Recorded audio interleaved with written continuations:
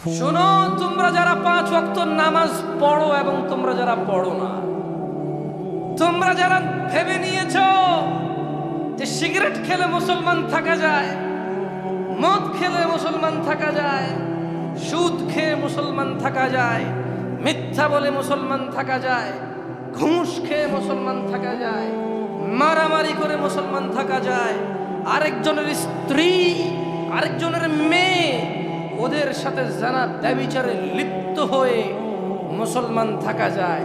তোমরা জেনে রাখো, নামাজ না পড়ে মুসলমান থাকা যায় না।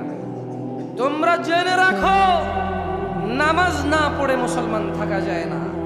ভাগ্য আমাদের অনেক ভালো যে আমাদের আলেম ওলামারা এখনো তোমাদের পরোয়া করে, আমাদের বক্তারা এখনো তোমাদেরকে ভালোবেসে নরম সুরে বুঝায়। তোমাদের ভাগ্য অনেক ভালো, তাই তোমরা এখনো নিজেকে মুসলিম মনে করো। তবে আমি একটু ভিন্ন লোক, আমি তাই বলবো একজন বেনামাজিকে যা মুস্তাফা সাল্লাল্লাহু আলাইহি সাল্লাম বলেছে। যদি জামশেদ মজুমদার কিছু বলে সেটা তোমরা বাদ দাও, ফেলে দাও। যদি মুহাম্মদ সাল্লাল্লাহু আলাইহি সাল্লাম বলে মেনে নেবে তো? মুহাম্মদ সাল্লাল্লাহু আলাইহি সাল্লাম বললে মেনে নিবে? আসসালামু আলাইকুম ওয়া রাহমাতুল্লাহি ওয়া বারাকাতুহু। আলহামদুলিল্লাহ, ইন্নাল হামদালিল্লাহ নাহমাদুহু ওয়া নাস্তাঈনুহু ওয়া নাস্তাহদিহি ওয়া নাউযু বিল্লাহি মিন শুরুরি আনফুসিনা ওয়া মিন সাইয়্যাতি আমালিনা। মান ইয়াহদিহিল্লাহু ফালা মুদিল্লা লাহু ওয়া মান يضلل فلا هادي له وأشهد أن لا إله إلا الله وحده لا شريك له وأشهد أن محمدا عبده ورسوله فإن أصدق الحديث كتاب الله وخير الهدي هدي محمد صلى الله عليه وسلم وشر الأمور محدثتها وكل محدثة بدعة وكل بدعة ضلالة وكل ضلالة في النار. فيا عباد الله، قال الله جل وعلا: فأعوذ بالله من الشيطان الرجيم: يا أيها الذين آمنوا اتقوا الله حق تقاته ولا تموتن إلا وأنتم مسلمون. وقال الله جل وعلا: فأعوذ بالله من الشيطان الرجيم بسم الله الرحمن الرحيم: يا أيها الناس اتقوا ربكم الذي خلقكم من نفس واحدة وخلق منها زوجها وبث منهما رجالا كثيرا ونساء واتقوا الله الذي تساءلون به والأرحام إن الله كان عليكم رقيبا. وقال الله جل وعلا: فأعوذ بالله من الشيطان الرجيم بسم الله الرحمن الرحيم: يا أيها الذين آمنوا اتقوا الله وقولوا قولا سديدا يصلح لكم أعمالكم ويغفر لكم ذنوبكم ومن يطع الله ورسوله فقد فاز فوزا عظيما. প্রশংসা আল্লাহ তাআলার, যিনি মানুষকে সৃষ্টি করে দুটি পথ দেখিয়েছে, একটি মুক্তির ও একটি আযাব ও গজবের। যিনি মানুষকে সৃষ্টি করে এভাবেই ছেড়ে দেয়নি। মানুষের জন্য স্নেহময়ী মা, বটবৃক্ষের মতো ছায়াদাতা পিতা, আত্মীয় স্বজন ও পৃথিবীতে বেঁচে থাকার নানা সহজ উপকরণ দিয়ে এই পৃথিবীতে প্রেরণ করেছে। আমরা সবাই বলি আলহামদুলিল্লাহ। অসংখ্য দুরূদ ও সালাম নাজিল হন মুস্তাফা সাল্লাল্লাহু আলাইহি ওয়াসাল্লামের উপর, যিনি উম্মতে মুহাম্মদকে প্রত্যেক ওই বিষয়ে নির্দেশ দিয়ে গেছেন যা উম্মতে মুহাম্মদকে জান্নাতমুখী করে, যিনি এই পৃথিবীর মানুষকে প্রত্যেক ওই বিষয়ে সতর্কের নির্দেশ দিয়েছেন যা মানুষকে জাহান্নামমুখী করে। অসংখ্য দুরূদ ও সালাম নাজিল হন ওই মুস্তাফা সাল্লাল্লাহু আলাইহি ওয়াসাল্লামের উপর, যার উম্মত হিসেবে আমরা একত্রিত হয়েছি এই মাঠে। অসংখ্য দুরূদ ও সালাম নাজিল হন হাসান ও হুসাইনের নানার উপর, ফাতিমাতুল যোহরা রাদিয়াল্লাহু তাআলা আনহার আব্বার উপর, আলী রাদিয়াল্লাহু আনহুর শ্বশুরের উপর। অসংখ্য দুরূদ ও সালাম নাজিল হন এই পৃথিবীর শত শত উম্মতে মুহাম্মাদি যারা মুহাম্মদ সাল্লাল্লাহু আলাইহি ওয়াসাল্লামের অপমানে জীবন দিতে প্রস্তুত এবং ওনার সুনামে জীবনকে নিয়োজিত করতে প্রস্তুত। অসংখ্য দুরূদ ও সালাম নাজিল হন ওই নবীর উপর যিনি রাহমাতাল লিল আলামিন, যিনি ইমামুল আম্বিয়া ইমামুল মুরসালিন। আল্লাহুম্মা সাল্লি আলাইহি আল্লাহুম্মা বারিক আলাইহি। প্রশংসা কার? সাতক্ষীরাবাসী। কে যিনি আসমান থেকে বৃষ্টি দিয়ে পৃথিবীর জমিনকে উর্বর করে ফসল ফলানোর মতো উপযোগী করে? কে যিনি আমাদের জিহ্বা দিয়েছে স্বাদ গ্রহণের? কে যিনি পেট দিয়েছে খাবার দাবার স্টোরেজ করার? কে যার কাছে আমরা প্রত্যাবর্তন করব? তিনি কে? তিনি কে যার ইবাদতে কোনো শরীক নেই? তিনি কে যিনি আমাদের সবকিছুর হিসাব নিতে সক্ষম? আলহামদুলিল্লাহ। কলারোয়াবাসী, প্রথমেই বলে নেই, আমার খুব বেশি একটা গোছালো কথা আমি বলতে পারি না। প্রত্যেক মাহফিলে আমি দেখি অতিথিরা খুব সুন্দর করে, যারা মাহফিলের আয়োজন করে তাদেরকে খুব সুন্দর করে সম্বর্ধনা দেয়। তো আমার ওই বিষয়ে একটু জ্ঞান কম। আমি মাহফিল শুরু করলে আল্লাহর আয়াত পড়ে আল্লাহর প্রতি শুকরিয়া আদায় করে রাসূলের প্রতি দুরূদ করে শুরু করে দেয়। তাই মাহফিল যারা কষ্ট করে আয়োজন করে তাদের ব্যাপারে তেমন কিছুই আমার বলা হয়ে ওঠে না। গত পুরো বছর ওয়াজ করেছি, এভাবেই ছিল। নিজের কাছে একটু লজ্জা লাগছে, তাই যদিও আমি গুছিয়ে বলতে পারবো না, তবে যারা দিন প্রচারে অক্লান্ত পরিশ্রম করে, যারা মানুষকে দিন শিখাতে, দিনের কথা শোনাতে অক্লান্ত পরিশ্রম করে এই ধরনের একটা আয়োজন করে অজপাড়া গায়ে, আল্লাহ তাদের উপর রহমত করুন। তাদের ওই দাওয়াতে যারা বিভিন্ন গ্রাম অঞ্চল থেকে এসে উপস্থিত হয় ইসলামের দাওয়াত নিতে, আল্লাহ তাদের উপর রহমত করুন। এটা ভিন্ন কথা, মাহফিল কমিটির অনেকেই মানুষকে ধর্ম শিখাতে চায়, নিজে শিখতে চায় না।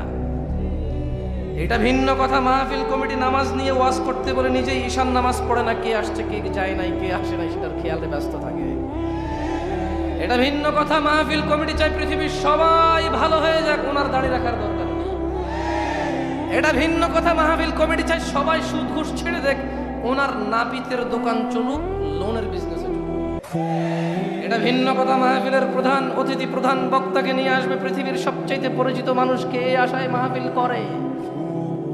এটা ভিন্ন কথা, মাহফিল কমিটি কিছু কিছু, সব না, আমি জানি না কে এরকম, তবে এরকম হতেও পারে। আমার কয়েক জায়গায় গিয়ে ফিল হয়েছে, অনুভব হয়েছে যে মাহফিল কমিটি মনে হয় অধিকাংশ যারা আছে কমিটিতে অধিকাংশই বেনামাজি। আফসোস, আফসোস। মানুষ সুদ ঘুষ গালিগালাজ জানা ব্যভিচার নেশাকে যতটা নোংরা মনে করেছে, নামাজ ত্যাগকে এর চেয়ে অনেক অনেক নরমাল ব্যাপার মনে করে নিয়েছে। আফসোস লাগে তখন যখন দেখি মুসলিম সমাজে মুসলিমের সামনে বক্তব্য দিতে এসে এই এলাকার জুমা মসজিদগুলো ফুল হয়ে যায়, আসরের সময় খালি দেখা যায়। আফসোস লাগে যখন বাপ মুসলমান, মা মুসলমান, নিজে মুসলমান, থাকি মুসলমানের পাড়ায়, সপ্তাহে গরুর গোশত না খেলে নিজেকে দরিদ্র মনে হয়। মুসলমান হিসেবে গরু খাওয়া হালাল, শুকর খাওয়া হারাম, এতটুকু বুঝি। নামাজ ত্যাগ করলে ইসলাম ওই ব্যক্তির মধ্যে থাকে না, ও ব্যক্তি মুনাফিকে রূপান্তরিত হয়ে কুফরে নিমজ্জিত হয়।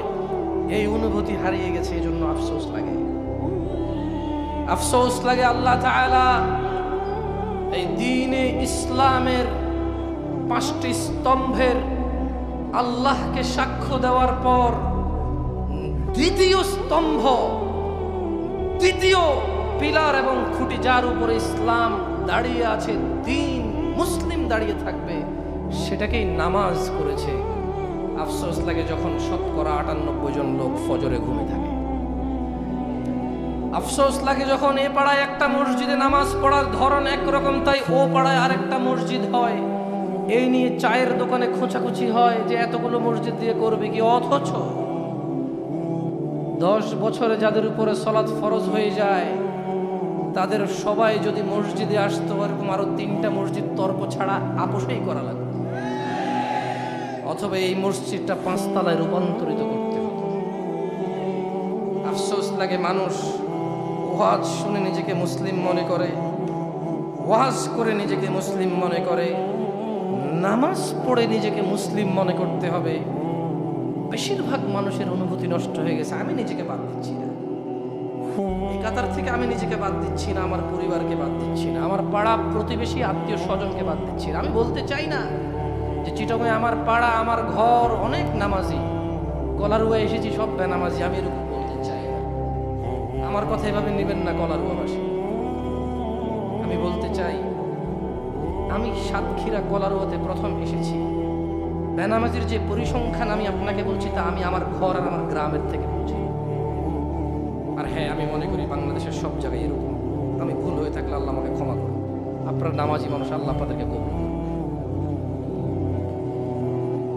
শুনে রাখো কলারুয়ার মানুষ, যার কাছে আমাদের প্রত্যাবর্তন, যিনি আমাদের প্রত্যেকটা সেকেন্ডের হিসেব নিতে সক্ষম এবং তিনি নিবেন, আল্লাহ আমাদেরকে ক্ষমা করুন, আশ্রয় দিন। তিনি বলছেন, قل لعبادي الذين آمنوا يقيموا الصلاة وينفقوا مما رزقناهم سرا وعلانية من قبل أن يأتي يوم لا بيع فيه ولا خلال। ومحمد صلى الله عليه وسلم কারা কারা আমরা উম্মতে মুহাম্মদ? উম্মতে মুহাম্মদি কারা? আমরা উম্মতে মুহাম্মদি, আমরা সবাই কি উম্মতে মুহাম্মদি? আমরা সবাই কি উম্মতে মুহাম্মদি? তাহলে শুনে রাখো, উম্মতে মুহাম্মদি সাল্লাল্লাহু আলাইহি ওয়াসাল্লাম তোমাদের প্রতিপালক, আমাদের প্রতিপালক, আরশে আযীমের মালিক, বিচার দিবসের মালিক, অন্তর্যামী, মানুষের রাজ্জাক, মানুষের নিরাপত্তা দানকারী।